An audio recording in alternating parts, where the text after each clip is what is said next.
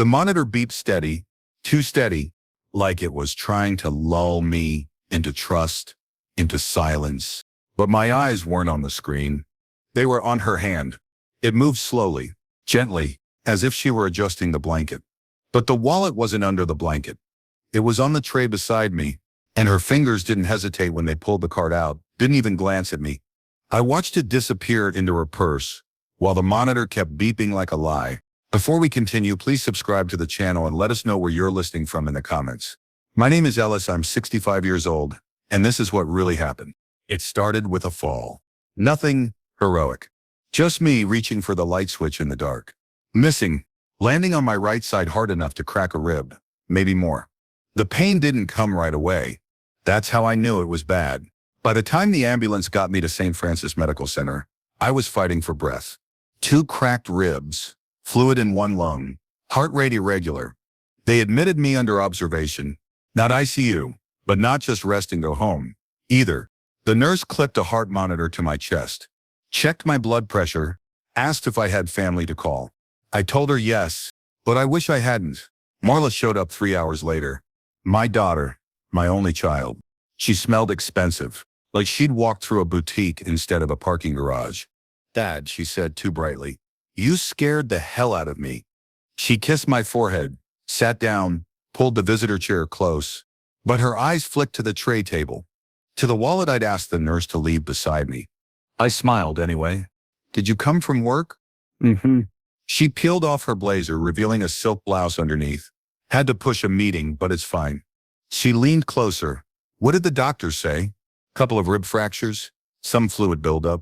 They're monitoring overnight. Marla nodded, then turned her head just enough to check the hallway. No one there. She reached out and placed her hand on mine. You know, I'll take care of everything, right? I looked down. Her hand was warm. Mine was cold. The nurse came in, checked the vitals, adjusted the drip. Didn't notice anything unusual. Didn't notice my daughter's purse sitting open on the floor, just beside her shoe. Didn't hear the slight rustle of paper. Didn't see the card vanish. But I did. I saw everything. 3 hours later, I was alone again. Or at least that's what Marla thought. She'd whispered into her phone in the hallway. I heard her. She's out of town, so I'm handling it. He won't remember, he's on morphine. Then a laugh. Low, confident. I've got the card. Just submit it. They'll run it through without checking. I closed my eyes, breathed in the antiseptic stink of the ward. I knew that smell. And I knew the sound of betrayal. This wasn't the first time. After my wife passed, Marla changed. Used to be she called every week. Then only when she needed something. A car loan. A co-signed apartment. Just until I stabilized, she said once. Stabilize meant until someone else paid. Eventually, I stopped saying yes. Didn't stop her from trying.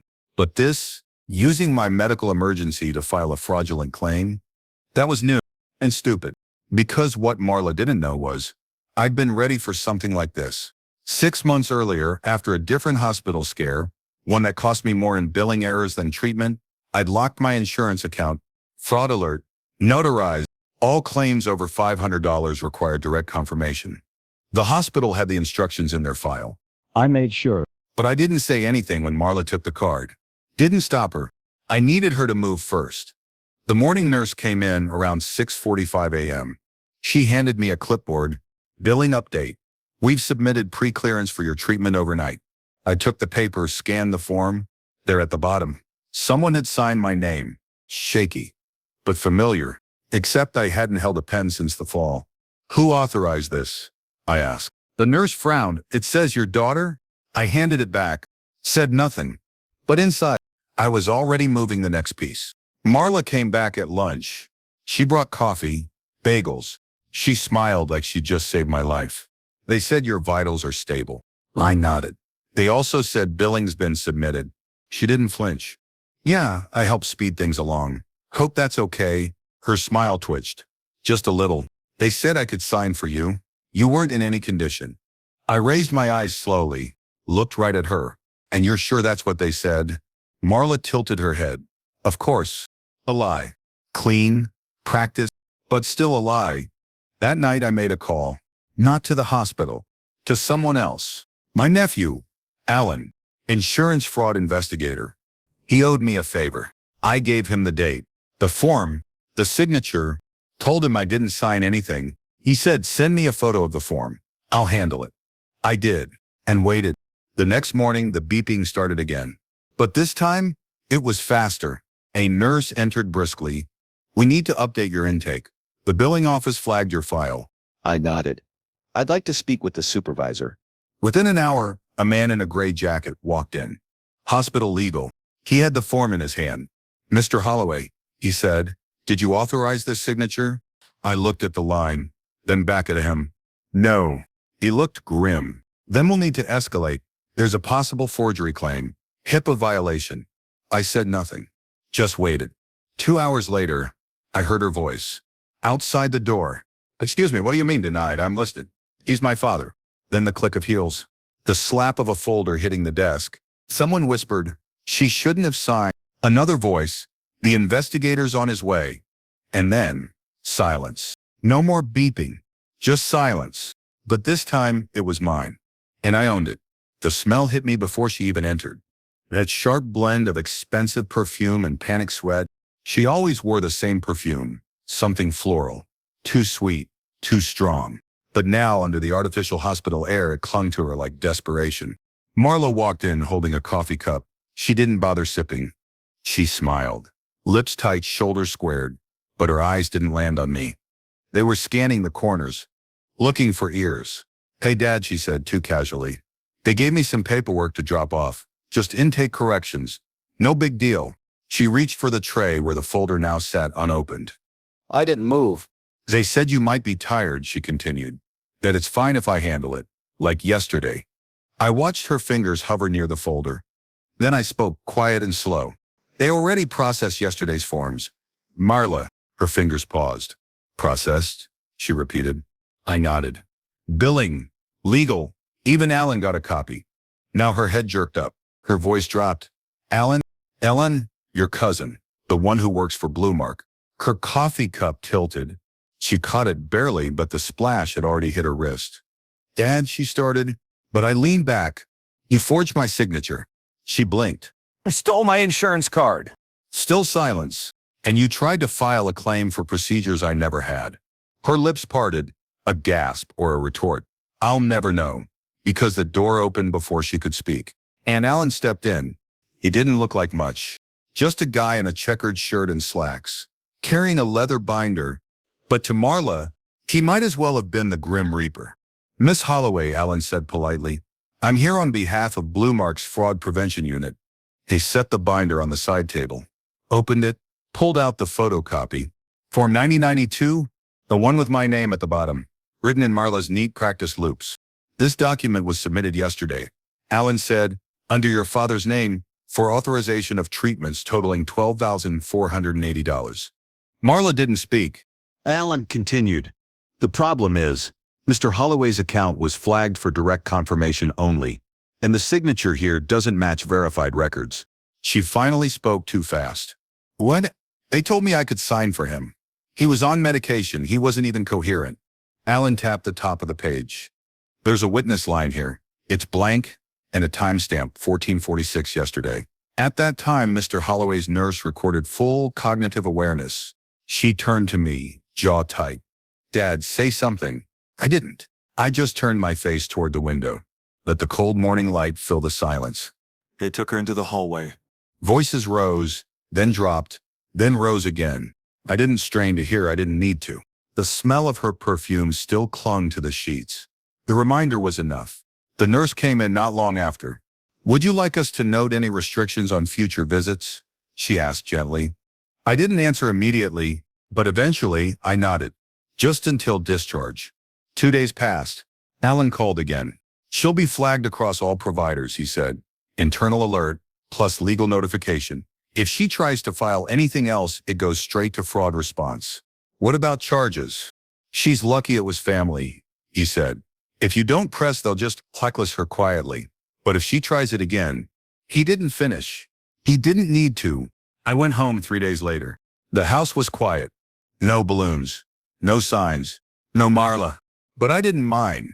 For the first time in weeks, the silence didn't feel like failure. It felt like protection. The next contact came via email. One line. Dad, please just talk to me. I didn't reply. Instead, I printed it out, but filed it in a manila folder, labeled it post-attempt contact. Alan told me to do that. Then came the phone call. Blocked number. I almost didn't answer, but some part of me still wanted to hear her voice. Dad, she whispered. They shut down my cards, my coverage, everything. They said I falsified something, and now the HR department's looking into my credentials. She waited.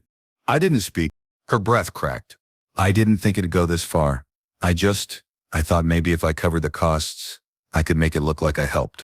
You mean steal? I said flatly. No, just shortcut. I was scared. You were in the hospital. You don't know how it felt seeing you like that.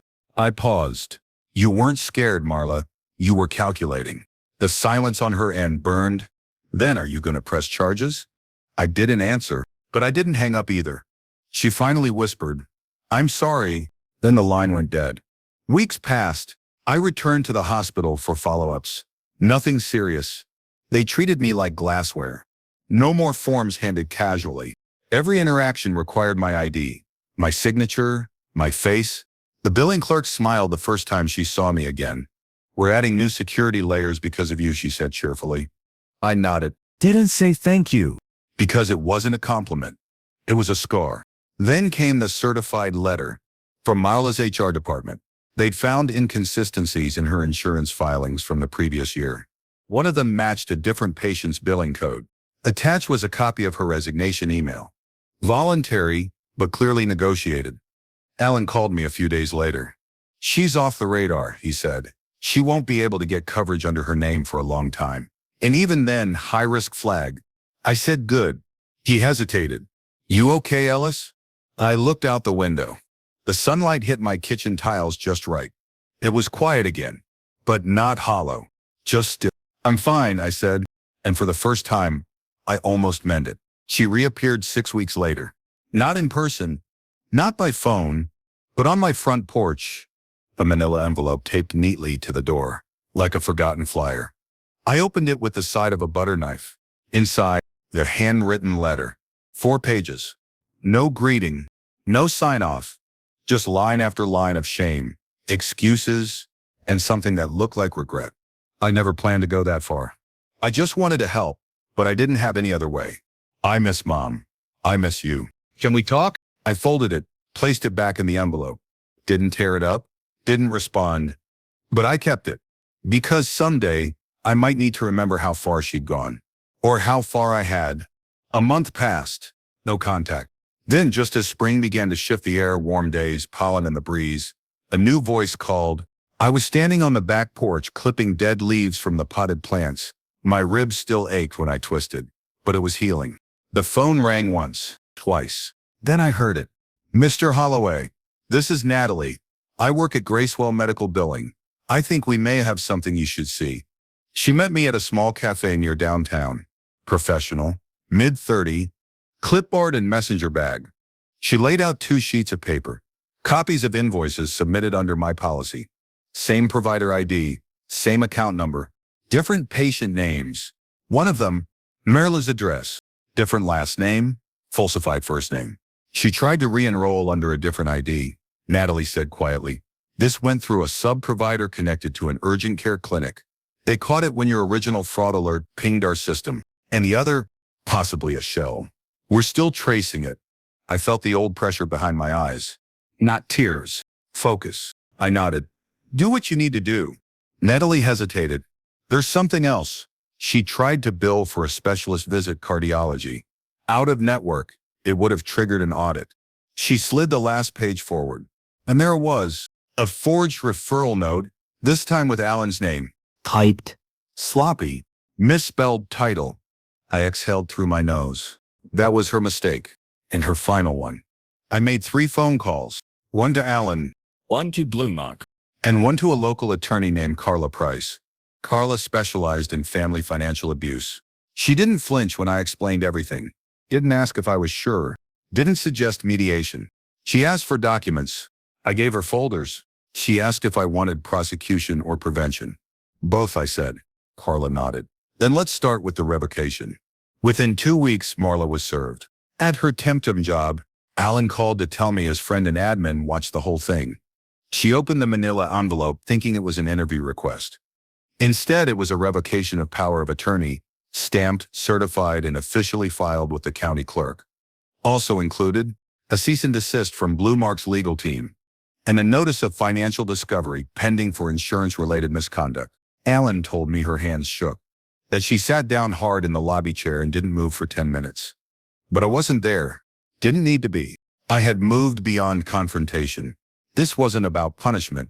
It was about boundaries. A week later, the doorbell rang. I didn't answer right away. Watched instead. From the hallway, through the frosted glass, I saw her figure. Fidgeting, holding nothing. She didn't knock, didn't press the bell again, just stood there. Then eventually slid a small note under the door. I waited a full minute, then picked it up. I won't try again, you've made that clear. I don't expect forgiveness, but I wanted to see your face one more time. Please be well. I folded it, set it aside. Didn't keep this one, didn't need to, because this chapter was already closed. Weeks passed. Life slowed. I planted new tomatoes, renewed my insurance with 2 extra verifications, even joined a walking group. Sometimes I saw daughters helping their fathers with chairs or water bottles, and I'd smile, quietly.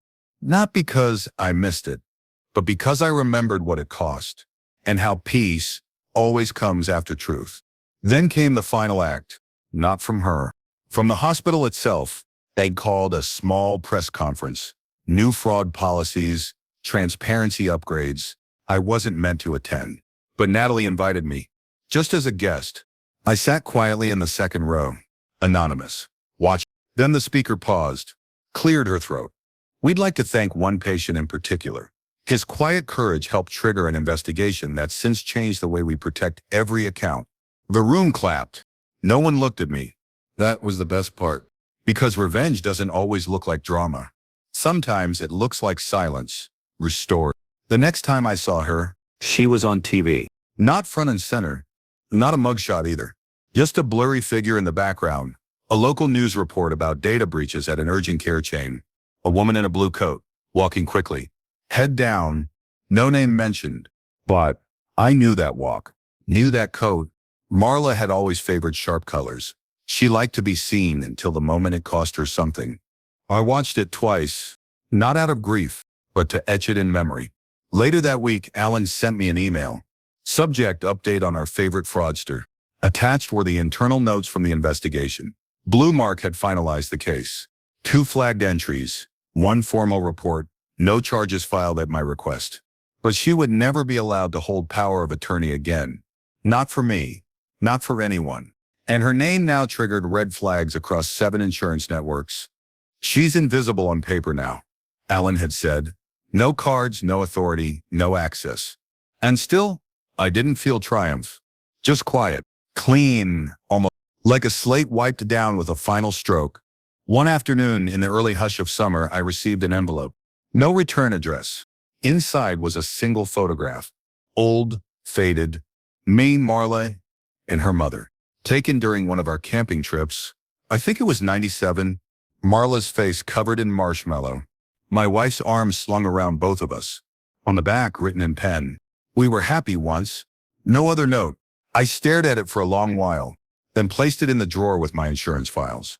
Not to forgive, not to reminisce, but because some things are true, this even when everything else burns down. Weeks blurred into months. I found a rhythm.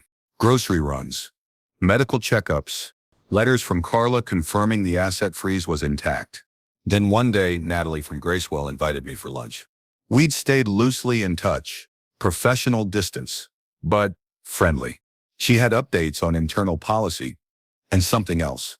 As we sat on the cafe patio, she slid a paper across the table. It wasn't official, not yet, just a draft proposal. The Holloway Protocol, a hospital-wide procedure for preventing elder abuse via insurance manipulation. Mandatory second verification systems. Restricted caregiver access to accounts. Training modules for staff. They want to name it after you, she said. If that's all right. I took a sip of water. Watched a mother at the next table wipe her toddler's face with a napkin. Then I looked back at Natalie and said, Only if it keeps someone else from ending up like me. After that, things stayed still. Peaceful, even. I let the garden overgrow a little. Painted the back fence. Started sending small birthday cards to the cousins again. Something I'd stopped doing after the fallout.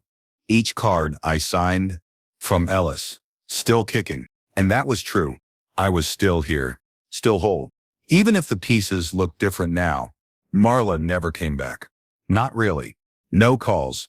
No visits. But I heard from her once more. It came in the form of a voicemail. Blocked number. A woman's voice, tired, worn. I know I can't undo it. I know I lost you. But I wanted you to know I'm in a program. They're helping me. No more pretending. No more plans. Just healing. I hope you're okay. I love you, Dad. Click. No timestamp. No trace. Just that. I didn't delete it. Didn't replay it either. Just let it sit in the machine. Unopened. Undisturbed. Like an echo sealed behind glass. Some nights, I walk the neighborhood. Old man pace. One block at a time. And sometimes I pass a window where laughter spills out. A family eating dinner. A daughter wiping her dad's mouth. A simple moment. It stings. Still. But I keep walking. Because you don't have to rebuild what you've lost. Sometimes you just need to build something new. Something honest. The last letter I wrote was short. I didn't send it. Just wrote it. Folded it. Slid it under the photo in the drawer. Marla, you broke my heart when you thought I wouldn't notice. You broke it again when you thought I would and wouldn't care. But I did. And I always will. That was the real end. Not with noise, but with understanding. Even when it's too late. It was fall when the hospital called again. Not for billing. Not for trouble. Just a quiet invitation. They were holding a recognition event. Nothing public, no cameras, no media. Just a few people, some plaques, coffee and foam cups. Natalie left the message herself. We'd like you to come, she said. Nothing formal, just to say thank you. At first I didn't answer. And I did. The conference room was smaller than I expected. 12 chairs, 2 folding tables. A tray of pastries that had been there since morning. But the moment I stepped in, a few heads turned. And for the first time in years, they weren't turning away. One of the nurses, I recognized her from the ward, came over. I remember you, she said softly. You were calm, even when things were happening. She paused. You taught us to pay closer attention. I nodded. Didn't say more. Didn't need to. Natalie approached next. She handed me a small certificate. Nothing dramatic, just typed words, a printed seal, in recognition of Ellis Holloway, whose quiet strength shaped better care for others. She smiled. We wanted to honor your impact without making it a headline. I smiled back. Headlines were never my thing. There was a pause. Then she leaned in. She's okay, by the way. I blinked. Natalie added, Marla, one of our interns used to attend group meetings with her. Different facility. Outpatient program. Low profile. I didn't speak. She's keeping to herself. Says she's rebuilding. Natalie watched my face. I thought you might want to know. I gave the smallest nod, then turned back to the pastry tray. That night I stood on my porch. Cool breeze. The kind that stings a little in the lungs but clears your head. I looked out at the street, empty, still, and I remembered something Carla the lawyer had said months ago. After the paperwork was final, after the locks were changed and the authorizations revoked, she looked at me across her desk and said, You've done something rare. You survived betrayal without becoming bitter. I hadn't answered her then, but now under the yellow porch light I whispered the truth aloud. I survived by refusing to pretend it didn't happen. Winter came early that year. The trees dropped fast. The cold bit harder. And yet, I didn't feel old. Not in the brittle way. I felt solid. Like something carved from what remained. One last letter arrived in December. No envelope, just a card. A photo printed on the front, no people, just a small plant pushing through concrete. Inside, in handwriting I hadn't seen in years. Dad, I know you won't reply. I know I don't deserve one. But I wanted to tell you this. I'm clean. I'm employed. I haven't touched a form, a file, or a lie in almost a year. And I don't expect you to believe me. But someday I hope you'll remember something other than the worst version of me. Marla. I read it once, then again, and then I slipped it into the back of the drawer behind the first photo, behind the revocation form, behind everything else. Not to forget, not to forgive, just to file it in the right place. Because that's what healing is. Not wiping the slate clean, but learning where to keep the scars. I never saw her again, but I didn't need to. Because silence too can be a full sentence. Peace? Peace isn't the end of the story. It's just what begins after everything false has burned. If this story struck a chord, hit like, subscribe, and tell me what you think in the comments.